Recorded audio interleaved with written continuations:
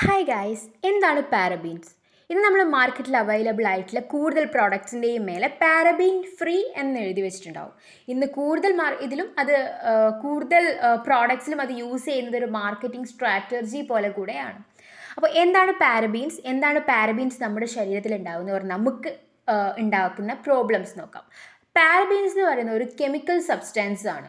അത് യൂസ് ചെയ്യുന്നത് നമ്മുടെ ഓരോ പ്രോഡക്ട്സിനെയും ഷെൽഫ് ലൈഫ് ഇൻക്രീസ് ചെയ്യാൻ വേണ്ടിയിട്ടാണ് പാരബീൻസ് യൂസ് ചെയ്യുന്നത്.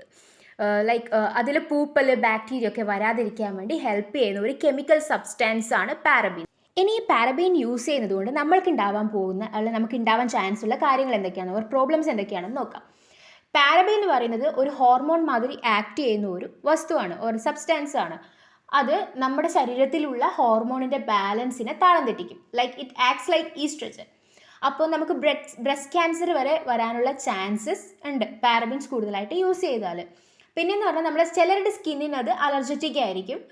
സ്കിൻ അലർജീസ് ഉണ്ടാവാം, സ്കിൻ റാഷസ് ഉണ്ടാവാം, ദെൻ ഇച്ചിങ് ഉണ്ടാവാം, അങ്ങനെ കുറേ പ്രോബ്ലംസും ഉണ്ടാവാം ഈ പാരബീൻസ് യൂസ് ചെയ്യുന്നുണ്ട്. അതിലും കൂടുതലായിട്ട് നമ്മുടെ പുഴയിലും കടലിലും ഓഷ്യൻ എവിടെ ആയാലും നമ്മുടെ ജലസ്രോതസ്സുകളിൽ ഇത് വീഴുകയാണെങ്കിൽ, പാരബീൻ മിക്സ് ആവുകയാണെങ്കിൽ അതിലുള്ള കുറേ ജീവജാലങ്ങൾക്ക് പ്രോബ്ലംസ് ഉണ്ടാവാനും ഇത് ചാൻസ് ഉണ്ട്.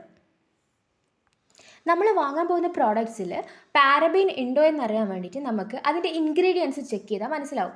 There are different type of parabens ഉണ്ട്. അതിൽ പെടുന്നതാണ് methyl paraben, ethyl paraben, propyl paraben, butyl paraben, isopropyl paraben,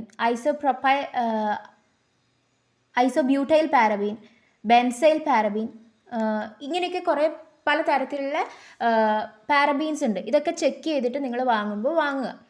പിന്നെ പാരബീൻ മാത്രമല്ല, അതിലും ഹാംഫുൾ ആയിട്ടുള്ള പല കാര്യങ്ങളും നമ്മൾ ഓരോ പ്രോഡക്ട്സിലുണ്ട്. അപ്പോൾ എല്ലാം നന്നായി നോക്കി മാത്രം സാധനങ്ങൾ വാങ്ങി യൂസ് ചെയ്യുക. താങ്ക്